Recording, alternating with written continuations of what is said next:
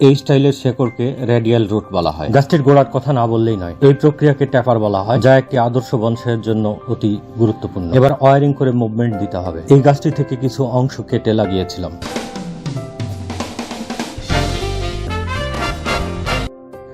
প্রিয় দর্শক, এটি একটি মামে বা মিনিয়েচার বনসাই। গাছটি টুইন ট্রাঙ্ক এবং ব্রুম স্টাইলের কম্বিনেশনে তৈরি হয়েছে। উচ্চতা 7 থেকে 8 ইঞ্চি হবে। এই ছোট্ট পরিসরে এত চমৎকারভাবে এর ডালপালা বিন্যাস করতে পেরে আমি নিজেই বিস্মিত হয়েছি। গাছটির প্রজাতি আপনারা জানেন, ফাইকাস রামফি, স্থানীয়ভাবে লাইকর বা পাকুর নামে পরিচিত। আজকের ভিডিওতে আমি এই গাছটি তৈরির 4 বছরের ধারাবাহিক কাজ দেখাবো। গাছটি এই বড় গাছের একটি অংশ থেকে তৈরি। এটি একটি ওয়াইল্ড কালেকশন। উপরের আই বাটনে ক্লিক করে অথবা ডেসক্রিপশন বক্সে দেওয়া লিঙ্ক থেকে গাছটি তৈরির প্রক্রিয়া দেখে নিতে পারেন। এই গাছটি থেকেই বিভিন্ন অংশ কেটে লাগিয়েছিলাম, তারই একটি অংশ থেকে এটি তৈরি। আমি সঠিকভাবে বলতে পারছি না কোন অংশ থেকে এটি তৈরি হয়েছে। যা হোক, গাছটি লাগানোর পর প্রায় 3 বছর এই পটে অবহেলায় পড়েছিল। মূলত এর কাজ এখান থেকেই শুরু। প্রথমে কোনো সিদ্ধান্ত নিতে পারছিলাম না কোন স্টাইল করব, তবে যাতে ডালপালা তৈরি হয় এজন্য এভাবেই কেটে দিলাম। তবে মিনিয়েচার করার সিদ্ধান্তটা তখনই নিয়ে নিয়েছিলাম।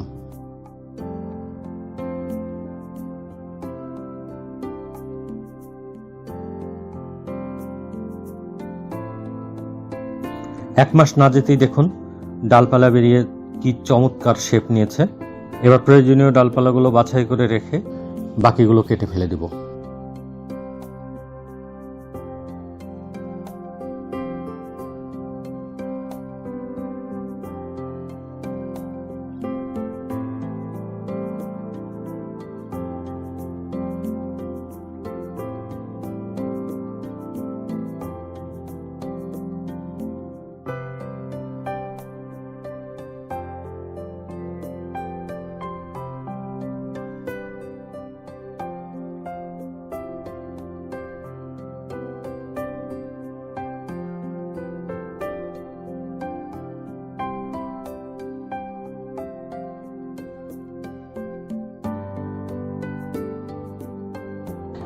এটি পূর্ণ 1 বছর পরের অবস্থা।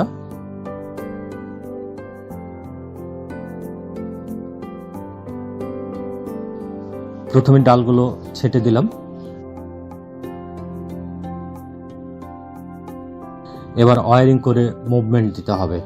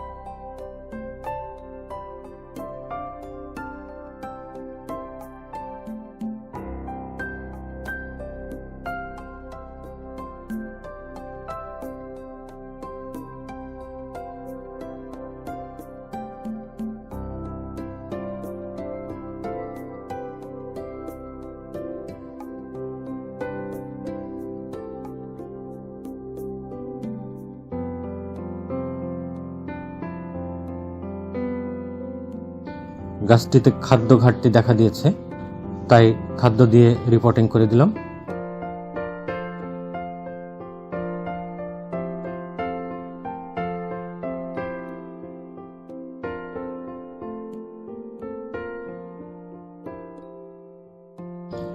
এই শিকড়টি একেবারে সামনে তৈরি হয়েছে।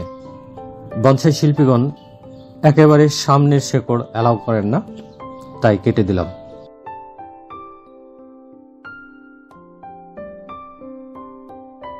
দীর্ঘদিন রিপোর্টিং না করায় শেকড়গুলো বেশ মোটা হয়ে গেছে।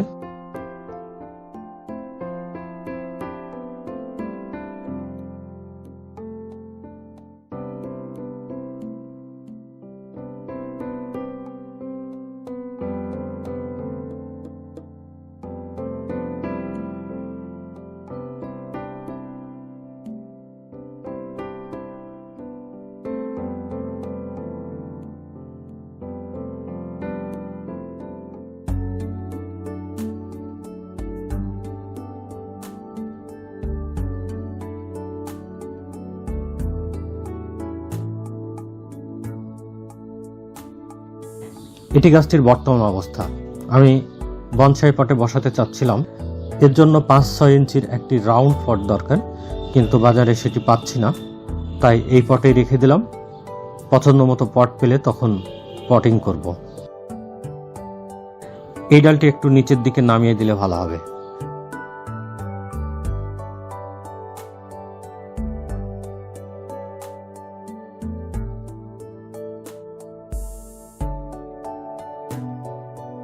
ভেতরে ভেতরে কিছু অপ্রয়োজনীয় ডাল তৈরি হয়েছে, সেগুলো কেটে ফেলে দিব। মিনিয়েচার বনসাইয়ে বেশি ডালপালা রাখা যায় না। তাছাড়া পাকুড়ের পাতা এমনিতেই বড় থাকে, তাই বেশি ডালপালা থাকলে ভেতরের কারুকাজ চোখে পড়বে না।